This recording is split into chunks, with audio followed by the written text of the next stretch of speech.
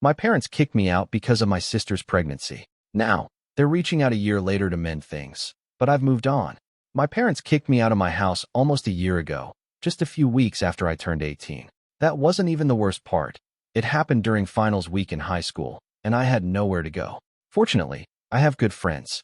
My best friend and her parents took me in, and I'm quite grateful to them. My parents kicked me out because my older sister, Sasha, became pregnant, and they thought she needed to move back home so she could be well cared for. She is not even my whole biological sister. She is a half-sister. My mother had been dating my stepfather, Jacob, while they were in college, and she became pregnant a few months before graduation. However, she was too young at the time and chose not to marry him. It was only a fling, and they split up. Jacob, on the other hand, remained determined to be a father, so they parented Sasha together and maintained contact. When Sasha was 3, my mother met my biological father. They dated for 2 years before marrying. 1 year into their marriage, she became pregnant with me. However, my father was not prepared and wanted to end the pregnancy. My mother refused, and they separated after my father abandoned my pregnant mother. She severed all relations with him and his family before reconciling with Jacob. My father had passed away by the time I was born, and my mother and Jacob raised me. They married a few years after her divorce from my father was finalized, but I never regarded Jacob as a family member because he never treated me as such. I guess Jacob reunited with my mother while she was pregnant with me because he still loved her and wanted to be on her good side, but to him, I was always a burden. He'd been frigid toward me since I was a child, and Sasha treated me similarly. While I got along well with my mother, I never developed a bond with Jacob or Sasha, despite the fact that we lived as a family. They always treated me as an outsider. My mother has always claimed to love me as much as they do, but I've never felt that way. She never acknowledged our arrangement, and despite my attempts to connect with them when I was younger, I was always rejected. As I grew older, I saw what was going on and gave up on pursuing a relationship with Jacob and Sasha. I shouldn't have been surprised when they kicked me out because Sasha was expecting and wanted to move back in. However, it came as a shock. I should have known that Sasha would always be Jacob's priority, no matter how much older she was than me. Still, I hoped my mother would defend me, but she didn't. Sasha approached me around a year ago, just 2 days before finals week, and informed me that she was pregnant. She was 24 at the time, which made her 6 years older than me. Despite this, my parents decided to kick me out to create a place for her and help her save money. Sasha and her boyfriend, who had been together since high school, lived in a little apartment not far from our house. I thought it was appropriate for her to remain there, but she wanted to return home. She didn't feel safe remaining in the apartment alone because she works from home, and her partner has to travel for work on occasion. She wanted to move back in with her parents while pregnant to avoid being alone and save money on rent. Her boyfriend was also planning to move in with her at our house. So, Sasha and my parents decided she would return home. That would have been okay with me, but they informed me I had to vacate my room for a few months since they required it for her. Sasha already had a room in our house, but after she left for college, Jacob converted it into an office. My parents informed me she couldn't stay in the living room. Therefore, the only option was for me to give up my room. They asked that I think of it as a sacrifice for my family. I might not have been as upset if they hadn't had this chat with me immediately before my first exam. I was already stressed from preparing for tests, and I had a lot of exams coming up in the next 2 weeks. They only worried about Sasha and her pregnancy. I put my foot down and told them I wasn't leaving because Sasha had never treated me like family, so I didn't need to make any sacrifices for her. My parents attempted to reason with me, but I believe they were being unreasonable, and we argued until they snapped. Jacob told me I had to leave by the end of the week or I'd be tossed out, and no one could stop him because I was an adult. He stated that he had the right to decide whether or not I may stay at his place. I expected my mother to protect me, but instead, she sided with Jacob. She stated they needed to make room for their real grandkids and didn't have the time or energy to argue with me about it. She told me to do as I was told. My mom's use of the words real grandkids reaffirmed what I had already felt and known for years. My mom, Sasha, and Jacob were their own little family, and I had always been an outsider. I was really unhappy and decided to begin packing my things right away, oblivious to the fact that I had an exam the following day. They didn't even try to stop me as I departed, revealing where their priorities lay. I ended up on my best friend's doorstep. When I explained everything to her and her parents, they invited me to stay with them as long as I wanted. Many of you may wonder why I didn't ask for support from family members, but I don't know any. Jacob's family is exactly like him. They don't like me at all, and I knew addressing them would be futile. They would do everything they could to avoid helping me. My mother's side of the family is also unfamiliar to me. Apparently, her parents and the rest of the family abandoned her when she became pregnant with Sasha. They wanted her to concentrate on her studies and did not want her to continue with the pregnancy because she was too young. She did it anyhow, and no one has spoken to her since. They weren't even present for her wedding to my father, nor for Sasha's or my birth, as she told me. So, since I had no relatives, I turned to my pals. After I was kicked out and moved in with my best friend and her family, I was continually expecting my mother to contact me. I had no such expectations of Jacob or Sasha because I knew they didn't care about me and were probably relieved I left because I never fit into their perfect family. What really hurt me was that my mother didn't contact me. After a few months, I gave up hope completely. A full year has passed since then, and I've heard from a few people that Sasha gave birth a few months back. She and her boyfriend have been sharing how pleased they are to be parents to their baby. The three of them are still living with my parents, perhaps to save money on rent. I honestly couldn't care less about any of it. I've been working on improving my own life. After I graduated from high school, I needed to figure out how to get to college with little contact with my parents. I also lacked money. My best friend's parents had graciously allowed me to live there without paying rent, but I couldn't ask them to pay for my schooling, especially since they had 2 children of their own. I was anxious, but fortunately, I had applied for several scholarships because I'm a good student. I was able to obtain a scholarship from one of the institutions I applied to. It wasn't my first or even second choice, but I couldn't pass up the opportunity to save money. The scholarship covered 60% of my tuition, so I chose to get a student loan, with my best friend's parents also signing the loan. I promised them that they wouldn't have to worry about repaying the debt because I would work while studying and pay it off myself. That is what I have been doing. It's been difficult, but knowing I'm succeeding on my own is wonderful.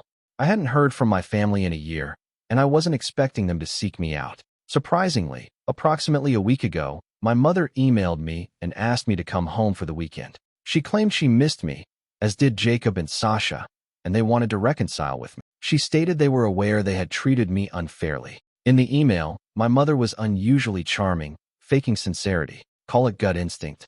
But I sensed something was wrong and did not answer. A few days later, she wrote another email, which I disregarded as well. Despite my need to find out what was going on, I realized there had to be another reason. It was improbable they would suddenly feel sorry a year after kicking me out. It looked overly convenient. I received my answer 2 days ago when my maternal grandparents contacted me. I was surprised they were able to contact me, as I was certain my parents had not given them my information. They explained that they had to ask around and eventually obtain my phone number from one of my high school acquaintances who trusted them enough to disclose it. It turned out to be my best buddy, and I'm glad she didn't tell me since it was a welcome surprise. My grandparents called, and I couldn't believe it was them. I've never known them, seen them, or heard their voices. I was hesitant at first, but then they FaceTimed me and showed me old photo albums of my mother from her childhood and adolescent years. That's when I started to believe they were my grandparents. We all got rather emotional. I'm not sure why, but I just did. We began talking, and I shared details about my life. I tried to avoid talking about my parents, but it was pointless because they already knew everything. They claimed that one of the main reasons they had not contacted me before was because of my parents. They recently discovered the truth, which prompted them to contact me. I was perplexed. My mother had always told me that when she became pregnant with Sasha, my grandparents cut her off. That was everything I knew. However, there was more to the story.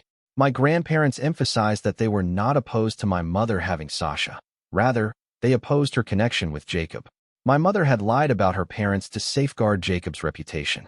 My grandparents had been supportive of her pregnancy and informed her she had the freedom to choose. However, they did not approve of Jacob because he was a well-known addict. They had all grown up in the same area, attended the same high school, and even went to the same college, so my grandparents were well aware of Jacob's background. They promised my mother that they would financially assist her during and after the pregnancy, but only if she broke up with Jacob. They didn't want him to influence her. After much thinking, my mother ended their relationship because Jacob couldn't get his life in order. My grandparents took complete custody of Sasha when she was born, and Jacob had only supervised visitation privileges for the first few years. Jacob eventually finished his degree and became clean, but he relapsed every few months, so my grandparents never trusted him completely. They introduced my mother to my father, who was the son of a family friend. After a few years of seeing one another on and off, my mother married him because she had given up hope that Jacob would ever recover. But it appears she never completely moved on from Jacob. A year into her marriage, she began an affair with him and became pregnant again. At that time, my mother had to tell my father about the affair since she couldn't picture her life without Jacob. Now that she was pregnant, she needed to tell him the truth. Her infidelity was the reason she got a divorce from my father and later married Jacob. So, everything Mom said about my father's opposition to having me was a lie. After I was born, many paternity tests were performed, and I was happily not Jacob's child. I was, in fact, my biological father's daughter, which was a relief because I had no desire to be Jacob's biological daughter. My father even had partial custody of me for a period, although I scarcely remember it because it was so long ago.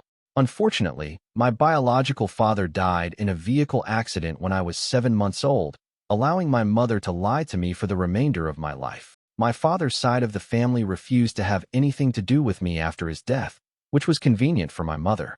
My grandparents were really disturbed when they discovered my mother was having an affair with Jacob. They gave her another ultimatum. She could either shut Jacob out of her life completely and focus on her marriage with my father, or she could get a divorce and never speak to them again. This time, my mother chose Jacob because he had been clean for about a year, longer than any of his previous stints. That was the final major disagreement my mother had with her parents. My mother was still pregnant at the time, and they did not communicate again until after my birth. My grandparents ultimately softened and decided to contact her so they could meet me, but Jacob refused to play along and form a happy family with them because of how they had treated him. So, my mother turned down their attempts to reunite. My grandparents did not give up, however. They attempted to contact my mother every few months, but she never accepted them back into her life. This continued on for years until Jacob and my mother had financial difficulties and were unable to pay their rent. My mother had no one else to turn to, so she contacted her parents. In a great gesture, my grandparents gave her a house, hoping that it would bring them closer together. It was about 6 years ago when my family moved into our new home. It was a great improvement over the apartment we used to live in. I'd often wondered how my parents could afford such a wonderful property in such a desirable neighborhood, given that my mother was a receptionist and Jacob worked in sales. His company had been failing, so it seemed unlikely that they could afford it. I now realized that was all thanks to my grandparents. Despite this, my parents, being the ungrateful people they are, did not attempt to repair their relationship with my grandparents. Both my mother and Jacob were aware that my grandparents had paid for the house, but my mother insisted that they were not ready to reconnect and needed time to think about it. My grandparents, being naive, gave them room for a few months, but when my mother did not respond, they tried again. She kept claiming that she needed more time. This went on for years, and my grandparents eventually admitted that perhaps it wasn't meant to be. They were getting older and told me how humiliating it was to continually attempt to contact their daughter, only to be denied each time. They finally admitted to my mother that they understood why she no longer wanted to be around them and regretted themselves for not being gentler in the past. The only thing they wanted was that my mother continued to send photos of our family so that they knew we were doing fine. Surprisingly, my mother agreed, and for the past few years, that was how my grandparents stayed in touch, which was quite sad. They told me everything, and I burst into tears. I had always thought of them as villains, but that was not the case. Now, as for how they discovered the truth, my grandfather just had a health scare with heart problems, and he and my grandma realized they couldn't keep pretending everything was fine because they weren't getting any younger. They wanted to make one final attempt to reconcile with the family before passing away. They stopped by my mother's house a few weeks ago, which is technically still theirs because they paid for it, and their names are on the deed. When they came, my mother had no choice but to welcome and entertain them. They discovered they were great-grandparents when Sasha had her children, but when they asked about me, my parents became really uneasy and had no idea what to say. So, they informed my grandparents that I was away at college and that it might not be a good time to contact me because I was in a vulnerable state due to examinations. They couldn't even come up with a false college name, which led my grandparents to suspect something was up.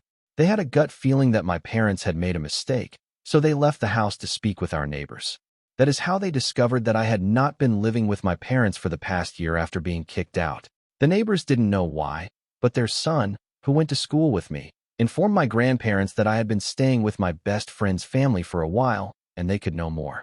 That's how my grandparents got in touch with my best buddy, and they eventually found out what happened to me. Naturally, they were furious when they discovered the truth. My grandparents informed my mother that she and her family would need to evacuate the house in order to make room for their only real grandchild. It was the epitome of retaliation, using the identical things my parents had said to me. My best friend ensured that my grandparents knew just how to press that nerve. It now became clear why my parents were attempting to reach out and make amends. They were going to lose their home. My grandparents waited a few days to approach me after learning everything, because they were concerned about how I would respond. They eventually decided to go forward with it since they had wasted so many years worrying about how my mother would respond, and they wanted to do the right thing now. However, my grandparents also wanted to give me the freedom to choose what I wanted. They told me that if I wanted to give my family another chance, they could continue to live in the house, but if I wanted them to leave, that is what would happen. Apparently, when they came, no one in the family seemed pleased to see them, and I was the only one who appeared truly interested in developing a relationship with them. My grandparents refused to be taken for fools anymore, so I had to decide whether I wanted my parents to have a home or not. If I'm being honest, I suppose I want them tossed out, but that sounds a little harsh. I'm not sure whether that's the appropriate thing to do. What if I told my grandparents I wanted to kick my family out? Update 1. Hello. First and foremost, thank you for all of your encouraging words. It means everything to me, and I appreciate it more than I can express.